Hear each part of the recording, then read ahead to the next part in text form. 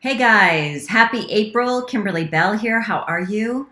This month we are going to talk about, for the next 4 weeks, empowering our youth and how to do that as a parent because our world needs to change. Our world is beginning to change. And I feel as though the children, this generation right now that we've heard from lately, I feel that they are truly those who are going to help change our world in a very positive way. So I guess what I'll do is I'll back up. So I had this feeling myself about over a year ago, and my daughter actually did a gap year.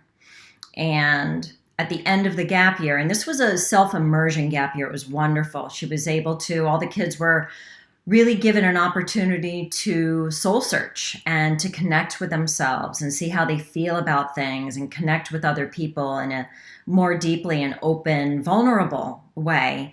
And it was an amazing experience for all of these kids, and definitely was for my daughter. But there was this ceremony at the end called Rite of Passage.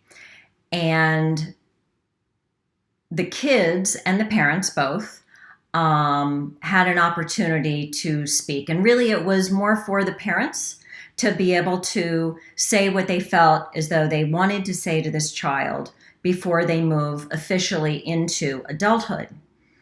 Well, there were about, I'm going to say 25 to 30 kids in the room. And most kids had, two parents or two family members with them.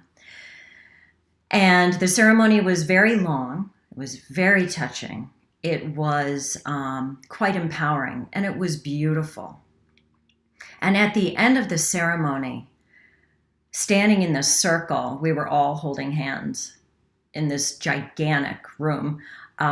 It occurred to me that we're all being triggered because we are learning through our children or from our children. I feel as though the children are here. I forget how I said it when I said it there, but I feel as though our children are here to help us heal this world, I guess is how I'll say it.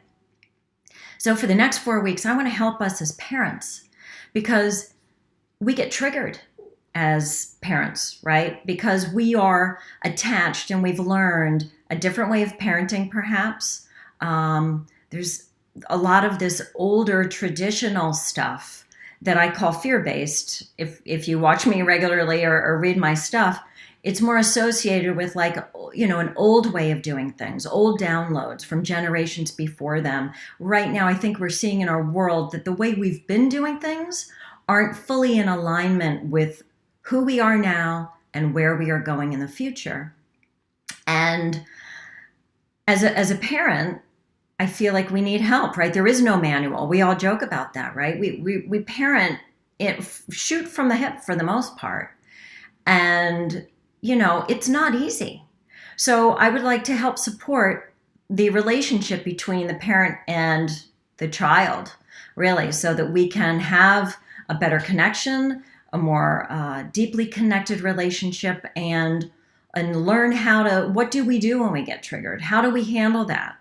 Right? Because a lot of us go back to what we heard growing up ourselves and what we learned from our own parents. So that's it for this week. this is kind of like a warm up and where I'm going to go. So I'll just tell you quickly the agenda for the next 3 weeks. I'm going to talk about, next week, I'm going to talk about encouraging our youth to be them and how we as parents can really support that process. And then we're going to talk about walk your talk. And this one is really about the parents because our kids know when we're not walking our talk.